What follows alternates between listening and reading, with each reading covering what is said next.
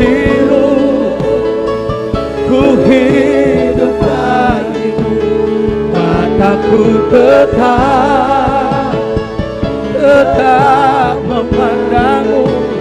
Dunia tak bisa menjauhkanmu dari kasih-Mu.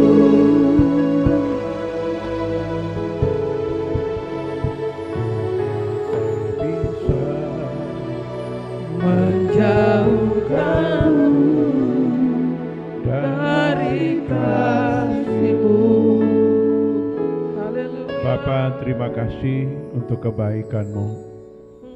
Waktunya Bapa, karuniakan kami berbagai ragam hikmat dan pengetahuan, kebenaran untuk kami mengerti isi hati firman-Mu.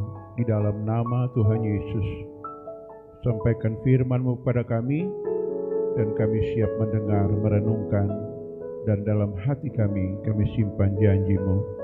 Dalam nama Yesus, amin. Silakan duduk Bapak Ibu. Like, subscribe, bunyikan loncengnya. Terima kasih.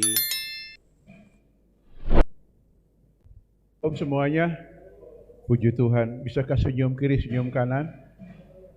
Ya.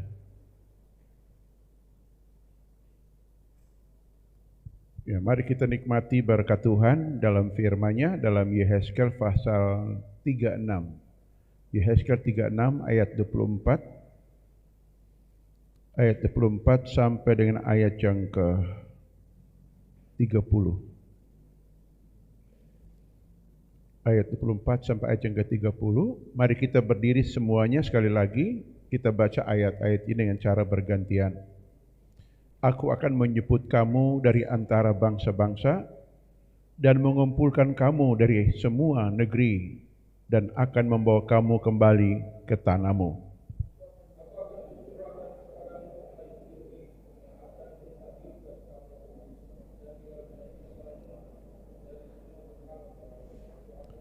Kamu akan kuberikan hati yang baru dan roh yang baru dalam batinmu, dan aku akan menjauhkan dari tubuhmu hati yang keras dan kuberikan kepadamu hati yang taat.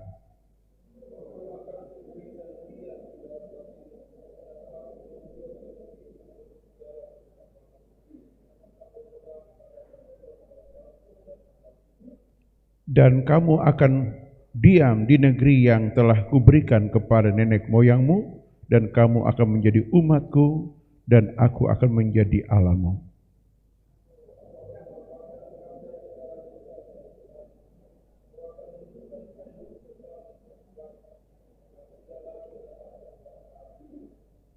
Sama-sama, tiga mulai. Aku akan memperbanyak buah pohon-pohonmu dan hasil ladangmu, supaya kamu jangan lagi menanggung noda kelaparan di tengah-tengah bangsa-bangsa. Amin. Silakan duduk. Ya, puji Tuhan, kita kembali belajar tentang nubuat Nabi Yehezkel tentang pembebasan bangsa Israel yang ditawan selama 70 tahun di Babel. Yehezkel ini seorang anak imam yang sama-sama dibuang ke Babel, tetapi dia tidak bekerja di kerajaan. Dia hidup sebagai rakyat biasa, sehingga dia punya banyak waktu untuk mengambil saat teduh di sekitar Sungai Kebar. Ya, dia doa, mengasingkan diri bersama teman-teman yang lain. Nah ini, jadi begini, kalau kita ingin melihat perubahan yang terjadi, jangan kita pusing segala sesuatu, amin. Ya, banyak orang ingin melihat lawatan Tuhan, tetapi sangat sibuk di organisasi, saudara.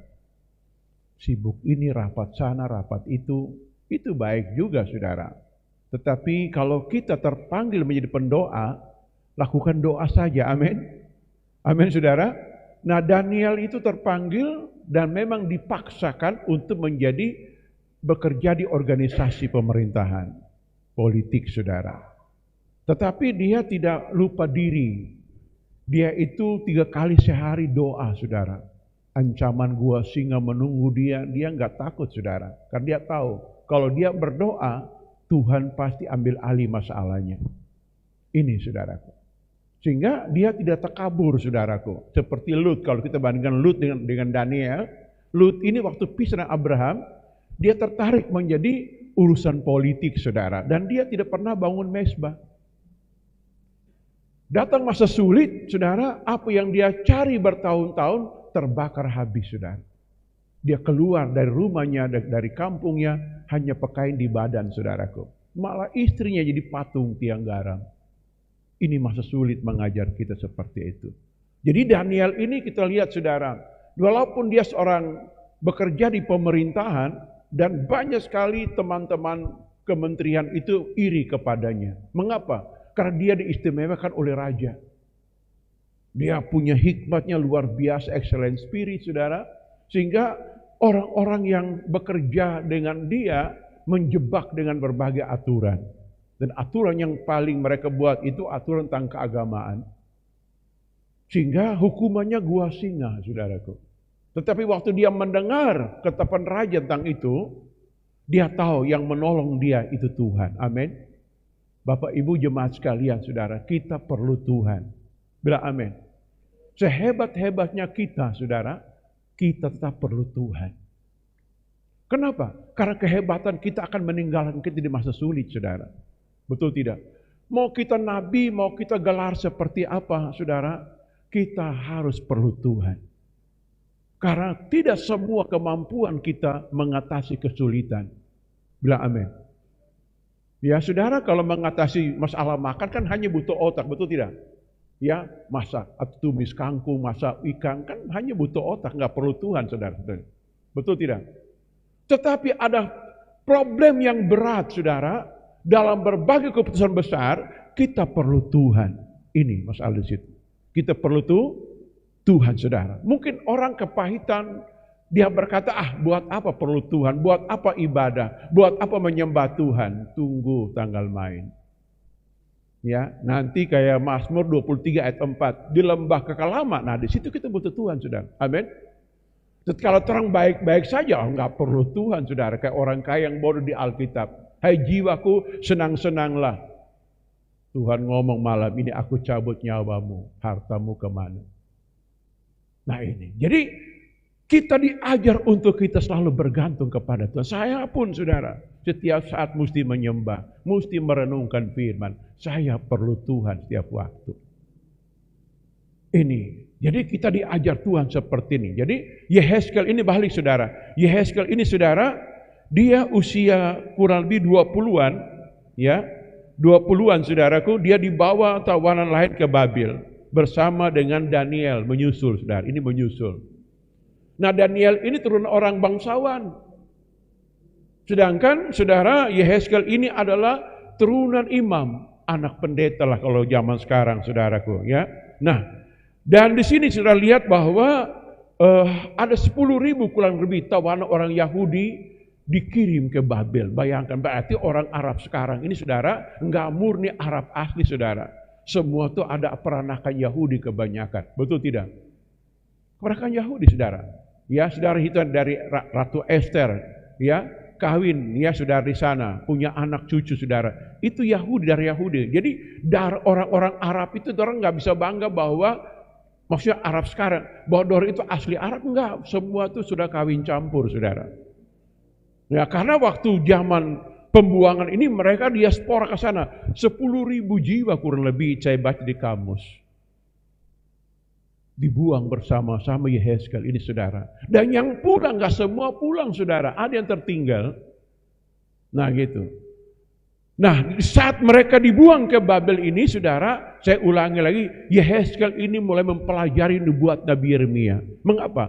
Yeremia sudah menubuatkan, saudara, berapa puluh tahun yang lalu, bahwa kamu akan dibuang ke Babel, dan Tuhan itu saudara membuat rencana masa depan yang penuh harapan. 70 tahun kemudian kamu akan dibebaskan. Dan Yehezkel salah satu yang memisahkan diri untuk bergumul. Supaya apa? Janji Tuhan yang kita baca ini tergenapi. Saya baca ini ada 5 janji, saudara. 5 janji disebutkan, ya. Janji pertama adalah Tuhan akan menjemput mereka kembali ke kampung mereka. Itu ngomong tentang eklesia. Kamulah bangsa terpilih, imamat yang rajani. Orang yang dipanggil dari kegelapan kepada terang yang besar, itu janji Tuhan. Tanpa Tuhan memperhitungkan pelanggaran kita, kelemahan kita, kekurangan kita, Tuhan panggil kita. Bila amin. Betul tidak? Itu janji. Yang pertama. Yang kedua, saudara, Tuhan akan mencurahkan air jernih. Apa itu air jernih? Urapan pentahiran, itu air lambang. Ya, kalau urapan pengudusan itu saudara tahu api, saudara. Kalau urapan pentahiran itu air. Kita ingat Yohanes 4. Yesus tampil ngomong air kehidupan pada perempuan Samaria. Semua kegagalan, semua kenajisan kita ditahirkan dengan air urapan Roh Kudus. Bila amin. Maka penting sekali kita dalam ibadah ini selalu diurapi Tuhan agar terus ditahirkan, saudara, dari rasa gagal kita. Saya percaya orang semua punya sejarah hidup itu tidak baik-baik saja. Bila amin. Kadang-kadang orang tua kita dulu itu menyakiti kita, mengecewakan kita, saudara, menterlantarkan kita. Hati kita pun terluka, dendam, kesumat, kepahitan, saudaraku. Ketemu Tuhan, kita ditahirkan lama baru pulih, saudara. Betul tidak? Enggak langsung termasuk gereja hari ini pulih, enggak, saudara. Mengapa? Karakter itu sudah keburu rusak dari kecil, saudara. Disakiti, disepelekan, ditolak. Dan kita ditahirkan terus menerus, saudara. Kayak Nehemia, siapa tuh? Si Naaman. Sakit kusta, datang ke Elisa. Elisa ngomong, saudaraku, kamu pergi merendamkan diri di sungai Yordan 7 kali. Artinya pentahir berkali-kali, terus menerus, saudara. Pulang ibadah, pikiran berubah, jahat lagi, saudara. Tapi sudah berkurang dikit. Minggu depan datang ditahirkan lagi, pulang bikin lagi, kurang sedikit sampai kita pulih sempurna seperti Yesus. Amin. Makanya kita kalau melihat teman kita ada kurang ini, kurang itu, jangan orang sakit hati. Karena yang mentahirkan itu Tuhan, Roh Kudus yang mentahirkan. Betul tidak? Bukan orang. Orang pun di kandungan ibu 9 bulan sudah dibentuk, ditenun, saudara. Butuh waktu, butuh proses. Apalagi manusia rohani kita, saudara. Ya, ini saudara. Itu yang kedua. Yang ketiga adalah Tuhan memberikan hati yang baru. Hati baru. Wow. Saudara, enak hidup hati yang baru. Itu janji Tuhan. Belum terjadi, baru janji loh, saudara. Ya, hati baru. Ini kabar baik bagi kita hidup berkeluarga. Bahwa mungkin anak kita, ponakan kita masih kurang ini, kurang itu. Jangan sakit hati. Ada waktunya muncul hati baru. Terima dia apa adanya. Biar aja. Nanti Tuhan yang bentuk, Tuhan yang baharui. Bilang amin. Iya toh? Nah ini saudara. Lalu yang berikutnya adalah hati yang taat, janji Tuhan. Hati yang taat. Ada ketekunan dalam Tuhan. Ada problem, ada kelemahan, ada pergumulan. Tetap taat kepada Tuhan. Ini janji Tuhan, saudaraku. Lalu yang terakhir adalah janji ekonomi dipulihkan. Gandum yang berlimpah-limpah, itu ekonomi. Jadi hubungan ekonomi keuangan kita itu tergantung karakter kita, saudara. Waktu Adam berdosa, bumi dikutuk, saudara, ekonominya menjadi gangguan. Karena itu kalau kita berusaha bekerja, dalam kerja apapun, saudara tahu, jaga hati bagus-bagus, tetap menyembah Tuhan. Ada hubungan antara ekonomi, keuangan kita dengan sifat kita, saudara. Betul tidak? Saudara lihat Adam, Kain umpamanya. Ya saudara, Tuhan menahan berkat. Karena jangan kita bertengkar karena masalah keuangan dalam keluarga, tidak usah bertengkar. Yang kita lakukan adalah perbaiki hati aja. Amin. Hubungan suami istri bagus, kerja pasti ada mujizat. Amin. Betul tidak? Saudara lihat dalam Kejadian 26, Ribka dengan Ishak, kelaparan terjadi, mereka bercumbu-cumbuan, saling mengasihi, saudara. Maka Tuhan memberkati dia. Dalam ayat 12-13 kitab Kejadian 26, Tuhan mencurahkan berkatnya. Apa yang dia kerjakan orang ini berhasil. Begitupun kita dihadapkan masa sulit sekarang, saudara. Diskusi Indonesia. Ya, pangan harga naik, saudaraku. Tetapi kita percaya Tuhan tetap ajaib. Dia berjanji dengan sumpah. Bahkan Tuhan Yesus membandingkan dirinya dengan bapa yang jahat. Dia berkata, bapa yang jahat telah memberikan pemberian yang baik, apatah lagi bapamu yang di sorga. Ini saudara. Jadi kita tidak boleh ragu. Janji Tuhan ikut saja saudara. Ya, kita bisa merencanakan hari ini, tapi Tuhan melakukan. Paulus tulis dalam Efesus pasal 3 ayat 20. Apa yang tidak pernah kita pikirkan, doakan, itu Tuhan sediakan bagi kita. Tetapi kita mesti lakukan bagian kita. Bilang amin. Nah, dari 5 janji ini saudara, maka apa yang dilakukan Yehezkel untuk menantikan janji Tuhan? Yehezkel ini pertama dia mengasingkan diri di Sungai Kebar, saudara. Ya, kalau kita baca di dalam Yehezkel 1 ayat 1, tunjukkanlah Yehezkel ya. Pada tahun ke-30 dalam bulan ke-4, pada tanggal 5 bulan itu, ketika aku bersama-sama dengan para buangan berada di tepi Sungai Kebar, terbuka langit dan aku melihat penglihatan tentang Allah. Ini. Ya, untuk menantikan janji Tuhan yang hebat tadi, yang baik tadi. Itu bukan angin sorga saudara. Itu fakta janji akan digenapi. Tetapi dengar, bagi orang yang suka mengasingkan diri untuk berdoa kepada Tuhan. Status kita buangan, tidak apa-apa. Jangan kita minder. Status kita perantau, tidak apa-apa. Jangan minder saudara. Asingkan diri kita. Ya, duduk begini, memang duduk kayak begini, tapi kita mengasingkan diri. Saya tidak mau sibuk pikirkan apapun, hanya mau fokus kepada janji Tuhan. Itu namanya mengasingkan diri. Ya, kita duduk saudara, mungkin suami istri di satu kursi saudara, tapi waktu hatinya angkat kepada Tuhan, itu namanya proses pengasingan diri kepada Tuhan. Mau enggak jadi pendoa dalam keluarga? Halo, Bapak Ibu anak muda? Siapa sih ini mau jadi pendoa bagi keluarga? Saudara, ini penting. Ya, situasi sulit dalam keluarga kita minimal. Urus orang lain yang banyak-banyak dulu. Keluarga dulu, saudara. Betul tidak? Ini. Dia mengasingkan diri, dia ajak para buangan. Kita memang buangan, tapi mari kita kembali cari Tuhan. Melunakkan hati Tuhan jauh lebih penting. Kenapa? Karena perubahan berkat nasib tergantung keputusan Tuhan. Janji Tuhan jelas, yes.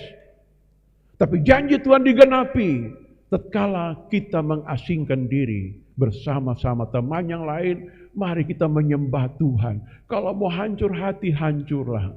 Ya, dalam pengasingan diri itu dia pasti ada pemberesan. Kenapa saudara tahu? Agar Tuhan turun dari sorga menggenapi janjinya. Tanpa pengasingan diri susah. Saya contohkan ayat yang lain. Di dalam Mazmur pasal 24. Kita buka ayat itu, Mazmur pasal 24. Tentang pintu yang terkunci berabad-abad, tetapi akan terbuka sehingga masuk Raja kemuliaan. Mazmur pasal 24. Ya, kita baca saudaraku. Ya. Ya.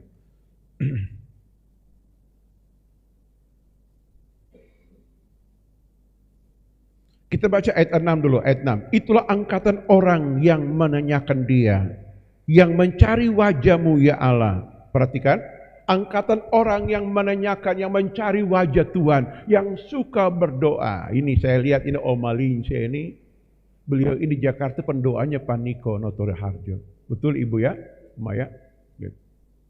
Pendoa. Ada menara doa di Sentul City itu ada, saya nggak tahu berapa lantai itu, 5 kalau nggak salah. Mereka doa siang malam untuk kegerakan yang terjadi di Indonesia. Saudara tahu, kekuatan kita, penginjil besar bernama Reinhard Bonnke, dia punya pendoa siang malam. Oma-oma tua, saudara, berdoa sehingga terjadi kegerakan besar, penginjilan besar-besar di bumi ini. Begitupun orang di gereja ini, saudara. Kalau orang suka berdoa, tidak ada yang sulit bagi Tuhan. Amin. Enggak akan.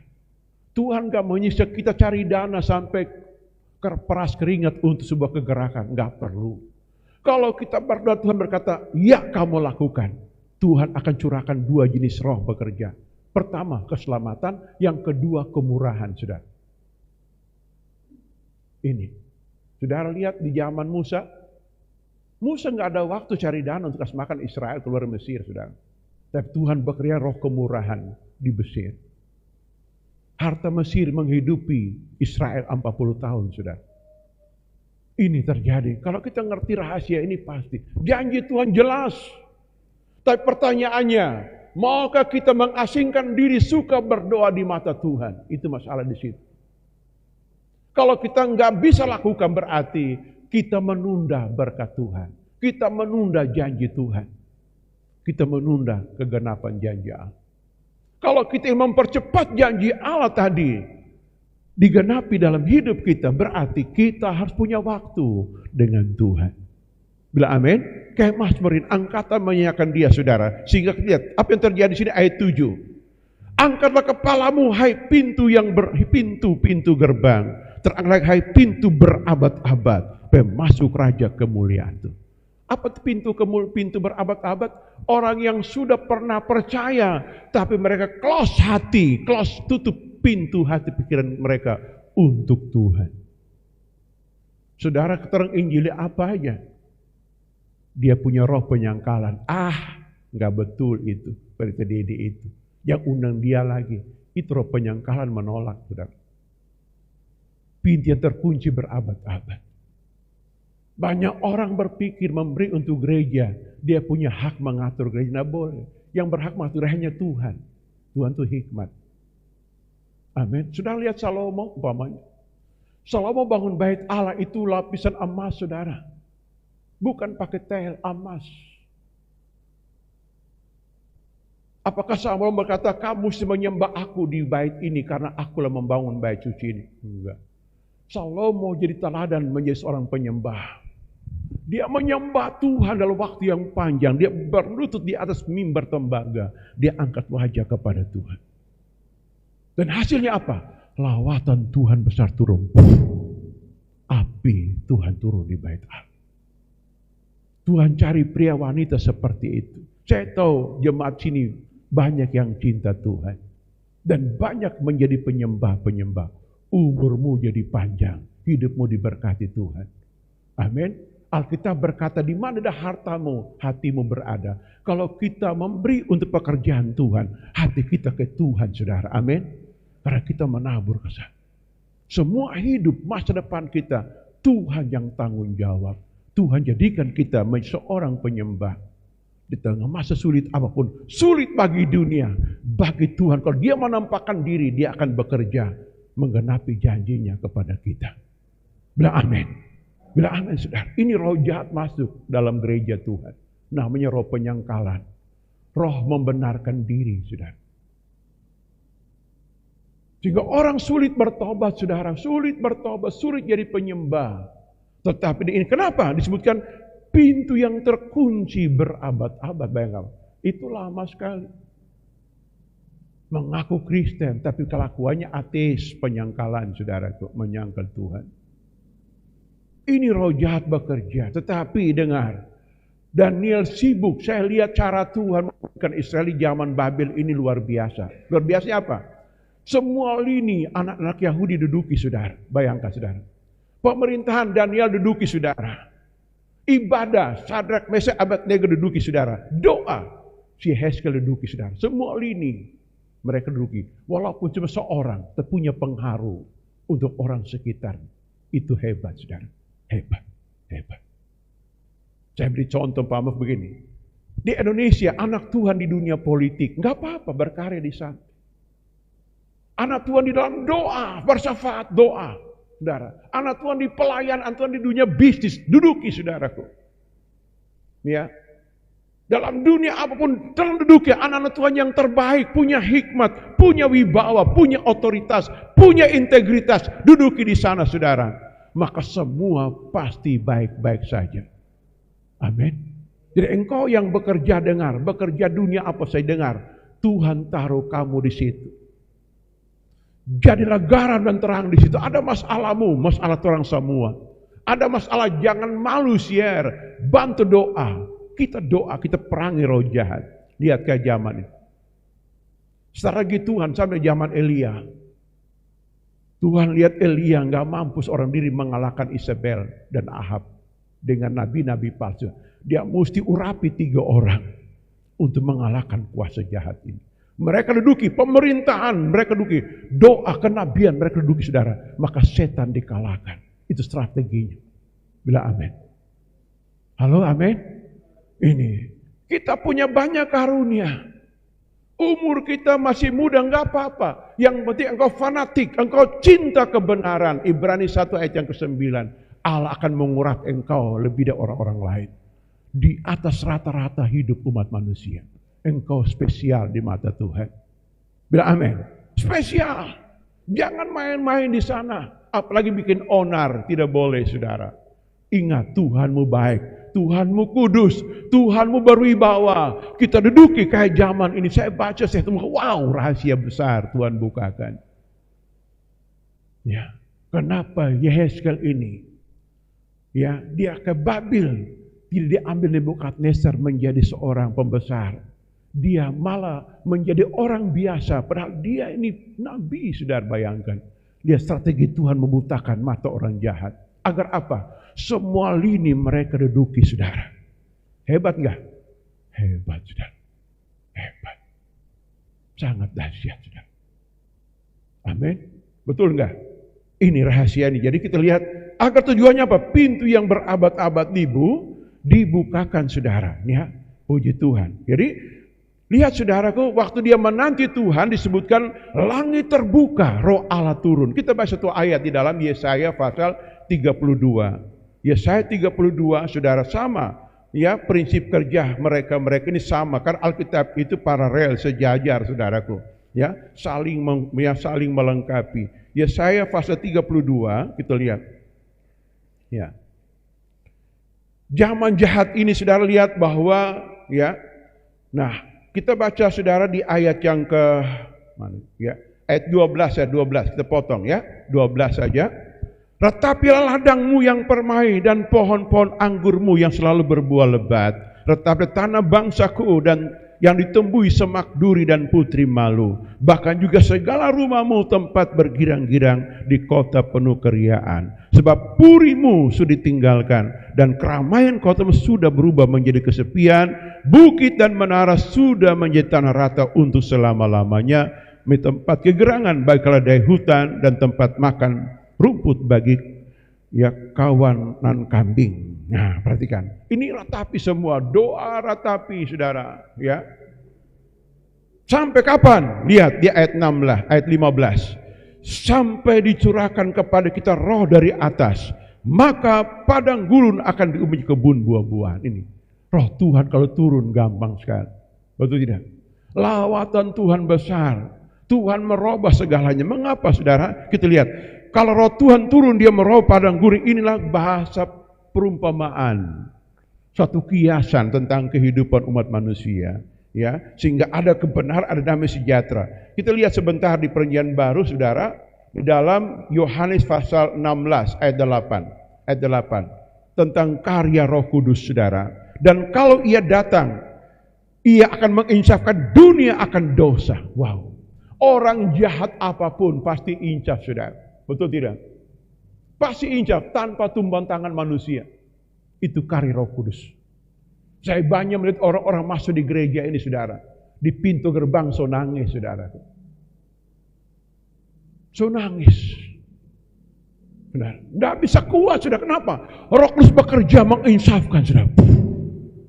Bisa terguling-guling, saudara. Ada orang protes, masa dilawat Tuhan keguling-guling. Itu bukan lawatan urapan, saudara. Itu lawatan penginsafan atau pentahiran, saudaraku. Tuhan goncangkan semua hidup, saudara, ini. Menginsafkan dunia akan dosa. Lalu apa lagi?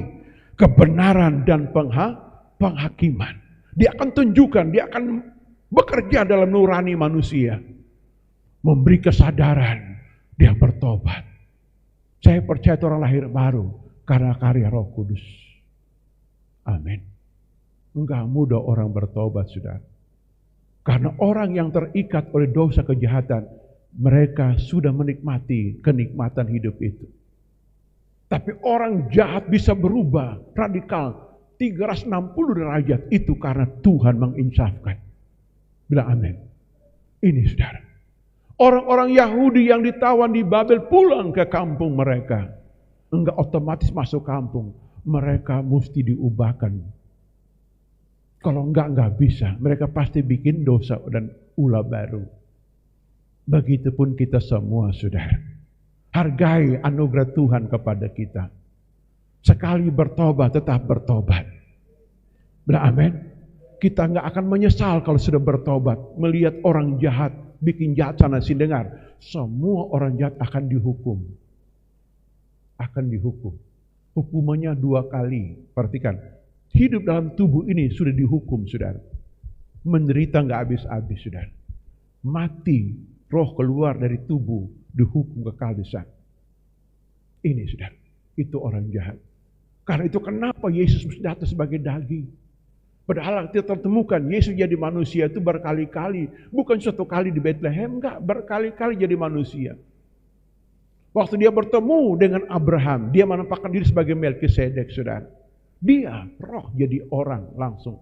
Jadi imam besar, Melkisedek, saudara.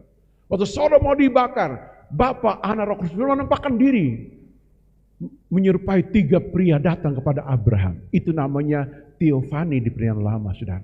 Tapi kenapa dia mesti menjadi manusia darah 100% yang bisa mati, bisa menderita, saudara, supaya dia bisa menyelamatkan kita dari semua sengsara dosa dan semua dosa dihapuskan dengan darah Tuhan Yesus.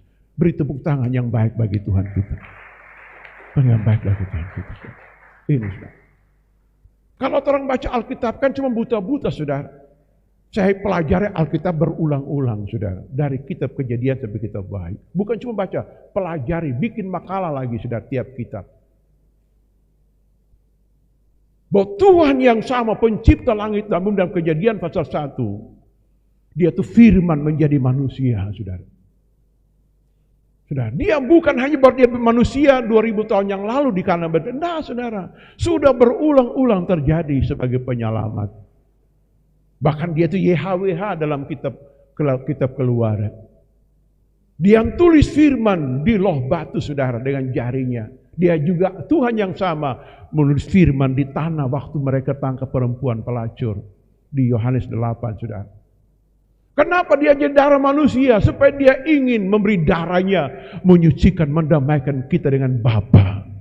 Karena surga itu punya aturan. Allah itu kudus, hendaklah engkau kudus. 1 Petrus pasal 1. Kita nggak bisa hampiri Tuhan dan cara kita, saudara. Kecuali kita merendahkan diri berkat Tuhan. Layakkan aku dengan darahmu. Aku kadang-kadang hilaf, kadang-kadang alpa, kadang-kadang tidak mengerti. Salah bertindak, bersihkan aku Tuhan. Ini, saudara. Hebatnya Tuhan, saudara. Amin. Halo, amin. Dan kalau Tuhan membersihkan hidup kita, saudara, bukan cuma batas itu. Kita butuh berkat. Kita butuh namanya kehidupan.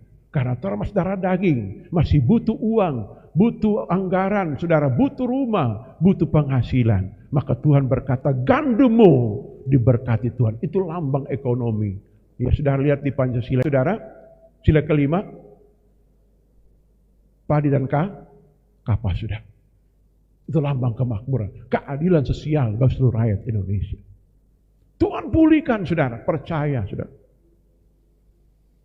Mungkin awal-awal ketemu Tuhan orang malu menjadi kontraktor, tahu kontraktor, pindah-pindah rumah.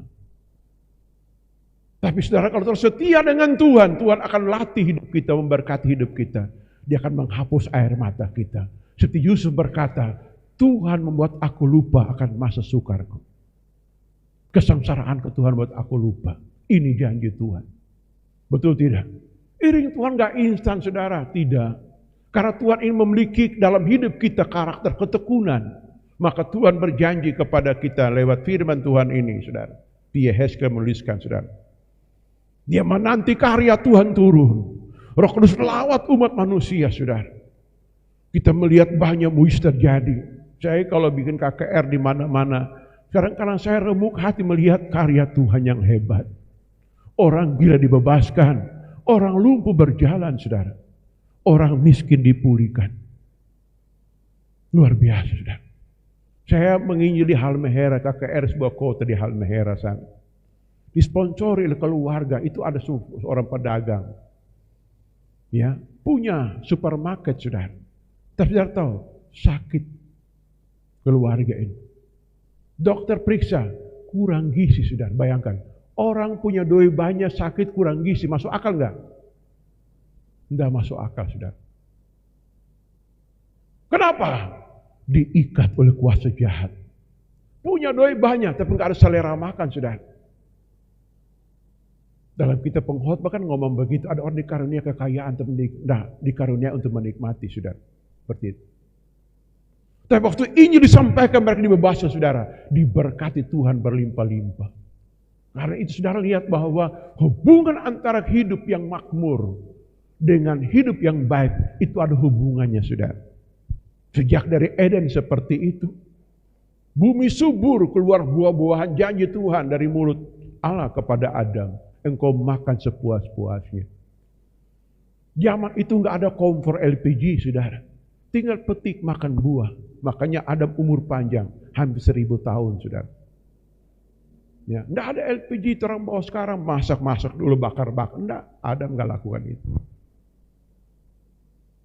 Setan iri hati melihat manusia hidup makmur seperti itu. Dia goda, bikin jahat. Karena setan tahu bagaimana bikin Tuhan marah. Karena dia sebikin di surga seperti itu. Dia bikin Tuhan marah dengan menampilkan sikap satu saja, angkuh dan sombong. Tuhan pecat, Tuhan roboh jadi setan, saudara. Dia datang ke bumi, dia bikin manusia serupa segambar dengan Tuhan seperti itu. Agar hilang rupa dan gambar Allah, diganti rupa dan gambar setan. Maka dia berdosa. Tuhan datang. Dia bawa darah hewan datang menebus dosa Adam ini. Sambil menunggu Adam berubah, ternyata Adam tidak berubah. Tuhan tunggu berapa lama, saudara? 1000 tahun Tuhan tunggu Adam ini. Dari zaman Adam sampai zaman Nuh, dia tunggu, dia lihat. Dan Tuhan berkata, aku menyesal bikin manusia. Karena kecenderungan hati mereka membuahkan kejahatan. Berfirman pada Nuh, bikin kapal, kita musnahkan bumi. Saudara tahu, apakah dosa berhenti? Tidak, saudara. Seorang anak bernama Ham membuka pintu bikin dosa lagi, saudara. Dan itu turun-temurun terjadi seperti itu di zaman akhir. Yesus datang dalam wujud manusia, memiliki darah 100%. Untuk apa? Menebus kita, mendamaikan kita. Pada waktu penyaliban, orang-orang teriak, kalau engkau anak Allah, turun dari salib. Yesus tidak mau turun. Bukan karena dia lemah, saudara. Dia tahu kalau dia turun dari salib, saudara, tidak ada pengampunan, tidak ada penebusan. Pintu yang berabad-abad tetap terkunci selama-lamanya. Itu karya Tuhan. Di luar nalar sehat teologi manusia, saudara. Bahwa penyaliban, kenapa Tuhan kau mati? Itu diskusi yang hangat, dan itu bagi orang sombong yang tidak mengerti kebenaran. Itu karya Tuhan yang besar untuk kita, saudara. Sehingga Yehezkel ini melihat karya Tuhan sampai Tuhan membangun kembali. Amin. Amin, saudara. Sehingga setelah Tuhan bekerja, kita baca nubuat Tuhan kepada Nabi Musa dalam Keluaran pasal yang ke-19 ayat yang ke-6. Apa maunya Tuhan untuk kita, sudah yang sudah diselamatkan, ditebus? Kamu akan menjadi bagianku, kerajaan imam dan bangsa yang kudus. Inilah semuanya firman harus kau katakan kepada orang Israel. Maksud Tuhan dalam penebusan adalah kita menjadi kerajaan imam. Bila amin. Bila amin. Ya, kemarin pagi kalau nggak salah gempa bumi di Bitung. Ada rasa. Cuman dekat saja situ. Pak Peter ada share di grup ya gambar itu. 10 kilo dari Pulau Lembe sini. Maka agak kuat sudah. Dengar, Bitung ini dikelilingi oleh rawan bencana, ada gempa bumi, sudah. Itu rawan. Menurut BMKG itu utara, timur, barat semua dikelilingi oleh gempa. Tapi kenapa terlindungi? Karena engkau dan saya masih ada di sini. Amin. Kerajaan imam punya tugas. Alkitab berkata kepada Abraham, Tuhan ngomong begini, kalau ada 10 orang benar, aku tidak akan binasakan kota itu. Tujuan Tuhan adalah membuat kita menjadi kerajaan imam. Maka Petrus tulis dalam 2 Petrus pasal 2 ayat yang ke-9. Kamulah bangsa seperti imamat yang rajaan. Dan dikunci, janji Tuhan digenapi dalam kitab Wahyu. Kita baca Wahyu pasal 5 ayat yang ke-10, tunjukkan di layar. Engkau telah membuat mereka menjadi suatu kerajaan dan menjadi imam-imam bagi Allah kita, dan mereka akan memerintah sebagai raja di mana? Di bumi. Amin. Tuhan Yesus memerintah sebagai raja di sorga, Tuhan di bumi memerintah. Satu komando. Maka disebut dalam Injil Matius pasal 11 itu, kuk yang kupasang itu ringan. Apa itu kuk, saudara? Kuk artinya bahwa semua keputusan mesti kerjasama, dialog. Orang tidak kerja sendiri. Betul tidak? Sama dengan begini, presiden tidak akan bekerja tanpa keputusan bersama dari Dewan Perwakilan Rakyat. Itu namanya kuk. Aturan seperti itu. Sebuah undang-undang, sebuah aturan dilakukan, itu keputusan bersama musyawarah. Kenapa kuk yang dipasang dalam Injil Matius pasal 11 ayat 28? Aturan mesti bersama, makanya kita harus dan wajib membawa semua masalah kita, keputusan kita kepada Tuhan dalam doa. Amin. Kalau Tuhan yang ngomong, lakukan, itu namanya sudah klop, surga bumi sama, lakukan. Nah, itu namanya kuk. Amin. Orang tidak punya kehendak bebas, saudara. Tuhan pasang kuk. Keputusan bersama. Maka dalam kitab Nabi Yeremia mengatakan ini, kamu masuk dalam dewan musyawarah Allah. Bermusyawarah dengan Tuhan. Bagaimana pendapatmu Tuhan? Aku mau lakukan ini. Tuhan ngomong, lakukan, tapi harus seperti ini. Terus taat pada kehendak Tuhan. Kerajaan imam. Bila amin? Bila amin? Tuhan juga menghargai manusia. Tuhan tidak egois, saudara. Tidak memaksakan kehendak. Dalam kitab Nabi Amos berkata, Tuhan tidak bekerja tanpa memberi keputusan pada para nabi-nabinya. Dia minta pendapat dulu. Contoh zaman Abraham. Ya, Tuhan ngomong dari hatinya, baru hati belum luar. Apakah aku sembunyikan tindakanku ini kepada Abraham tentang pemusnahan Sodom? Lalu Tuhan ngomong pada Abraham, kami sudah mendengar jeritan orang Sodom saya ke hadiratku, dan aku turun membinasakan mereka. Lalu Abraham keluarkan pendapat dalam musyawarah namanya doa syafaat. Bagaimana Tuhan yang benar, Tuhan yang mulia, adakah engkau bisa menghukum orang benar, orang fasik bersama-sama? Lalu Tuhan kasih jawaban begini. Kalau engkau hitung ada 50 orang benar, ada 10 orang benar, aku tidak akan musnahkan. Hitung-hitung, di Sodom hanya ada 1 orang benar. Enggak 3, enggak 4, saudara. 1 keluarga, cuma Lut orang benar. Itu tulisan Petrus mengatakan, Lut orang benar tersiksa. Enggak ada tulis istri Lut, anak-anak Lut, enggak, saudara. Dengan sangat terpaksa, sangat minor, kamu mesti keluar, kita musnahkan tempat itu. Itu wujud kerjasama Tuhan. Begitupun kalau kita informasi apapun, musibah bencana, ya, atau kemarin lewat COVID, saudara, gereja itu agen Tuhan. Kita berdiri berdoa kepada Tuhan. Ada pendeta besar ngomongnya mulut yang penuh dengan pongal, sombong. Mana pendeta kesembuhan ilahi? Tunjukkan dirimu. Kerja Tuhan bukan seperti itu. Tuhan menyembuhkan bukan karena Tuhan hebat, saudara. Tapi Tuhan menyembuhkan dengan cara Tuhan dan kehendak Tuhan, standar Tuhan, maunya Tuhan. Ada kali sebuah musibah terjadi, pemulihannya butuh waktu, saudara. Kenapa butuh waktu? Karena butuh orang bergumul, bermusyawarah dengan Tuhan dalam doa yang panjang. Ini seperti itu. Jadi ada masalah, kita mesti mengurungkan diri ke Yehezkel tadi. Ambil waktu tenang, cari Tuhan. Jangan buru-buru ambil keputusan. Apalagi di waktu sulit, waktu terlalu sementara emosi, jangan. Ambil waktu cari Tuhan. Ya, nanti dia akan menampakkan diri menolong kita.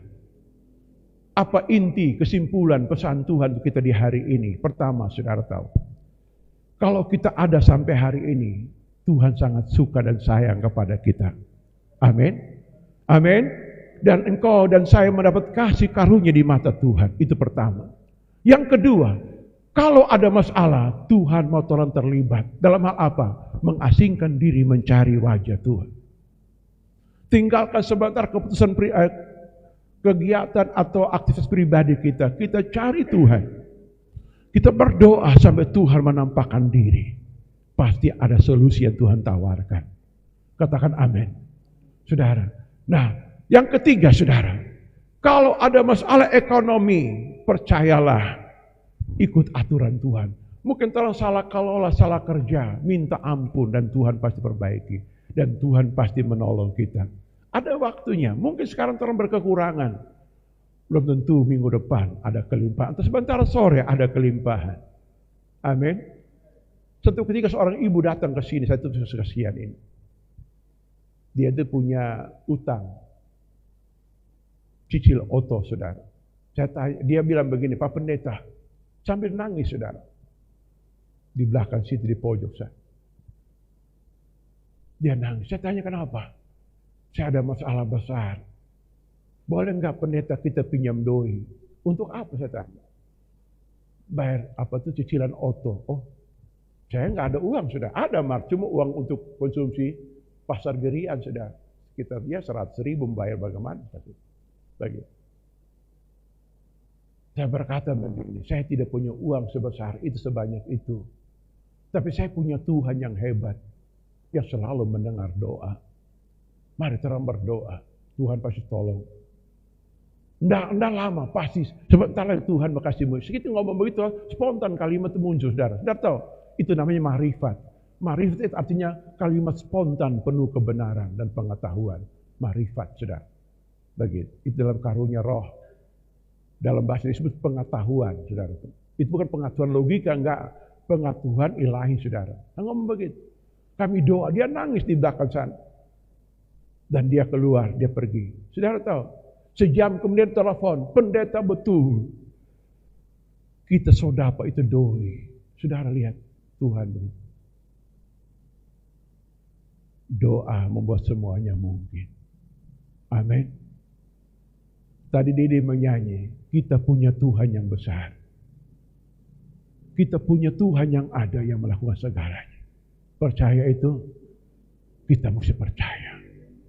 Tuhan di sorga tidak menggantungkan dirinya pada situasi ekonomi Indonesia. Dia bekerja dengan cara sorga, cara dia. Dan dia pasti menolong, terutama anak-anak kerajaannya. Yang percaya kepadanya, dia pasti menolong. Minimal dia kasih makan, dia kasih minum, saudara. Itu Tuhan kerjakan untuk kita. Jangan kita berkecil hati. Jangan kita panas hati melihat kegagalan di hadapan kita. Serahkan semua kepada Tuhan. Dia baik. Dia ada sampai hari ini. Dan bahkan sampai selama-lamanya. Amin. Mari kita datang ke Tuhan di pagi hari ini, siang ini. Kita menyembah Tuhan yang baik.